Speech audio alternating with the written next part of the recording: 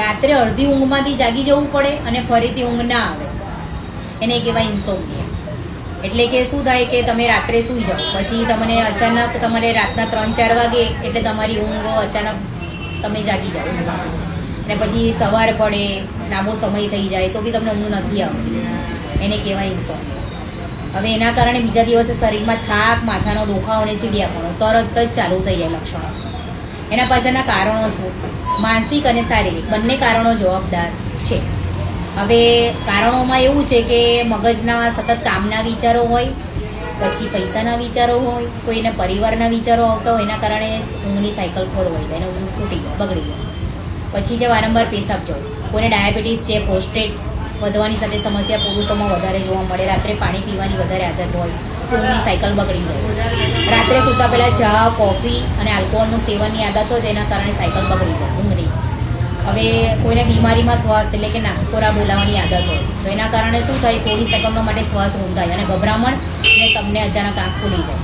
એસિડિટીને અપચો, રાત્રે તમે જો કોઈ તીખું ભારે ભોજન ખાઈ લો તો અડધી રાત્રે તમને એસિડિટી પેટમાં બળતરા ચાલુ થાય અને ઊંઘ બગડે.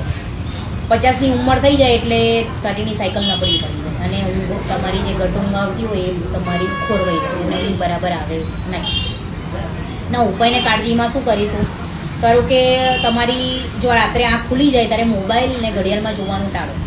પછી તમે અરે હજુ તો 3 જ વાગે છે, એવું કરવાથી શું થાય છે, મગજ સતત વિચારોમાં આવી જાય અને પછી મગજ ડિસ્ટર્બ થઈ જાય. અને પથારીમાં તમે જાઓ છો 20 મિનિટ સુધી ઊંઘ નથી આવતી તો ઊભા થઈ જાઓ પથારીમાંથી અને હળવા એટલે કે ધીમા અજવાળામાં જઈ પુસ્તક વાંચો કાં તો મ્યુઝિક સાંભળો અને પછી જ ઊંઘ આવે ત્યારે જ પથારીમાં જવાનું. તમારે 1 કલાક પહેલાં મોબાઈલ, ટીવી, લેપટોપની લાઇટો બંધ રાખો. એનાથી શું થાય કે તમને આવું કરવાથી આપણા જે હોર્મોન છે મેલેટોનિન એ કરશો એટલે એનાથી એ ઊંઘ માટે જવાબદાર હોય છે. તમે જો એને ડિસ્ટર્બ કરશો તો તમને ઊંઘ નહીં આવે. એ અજવાળાથી, પ્રકાશથી એ હોર્મોન ડિસ્ટર્બ થઈ જાય છે. એટલે એને તમારે એક્ટિવ કરવા માટે આ લાઇટો બંધ કરવી બહુ જરૂરી છે, તો જ તમને ઊંઘ સારી આવશે. હવે રાત્રે પાણી પીવાનું ટાળો. રાતના 2 કલાક પહેલાંથી તમારે પાણી પીવાનું બંધ કરો એટલે પેશાબની સમસ્યા રાત્રે થાય નહીં. ઊંડા શ્વાસ લો, રાત્રે જો આંખ ખુલી જાય તો ઊંડા શ્વાસ લો, એનાથી ઘણી એવી રાહત મળશે.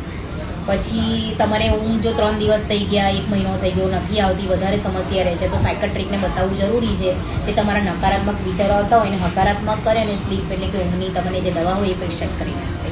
તો જેને બી આ તકલીફો છે એ ધ્યાનમાં આપો. એના ઉપાયની માહિતી મેં તમને આપી. વિડીયોને શેર કરો કે માહિતી તમારા સુધી પહોંચતી. ધન્યવાદ.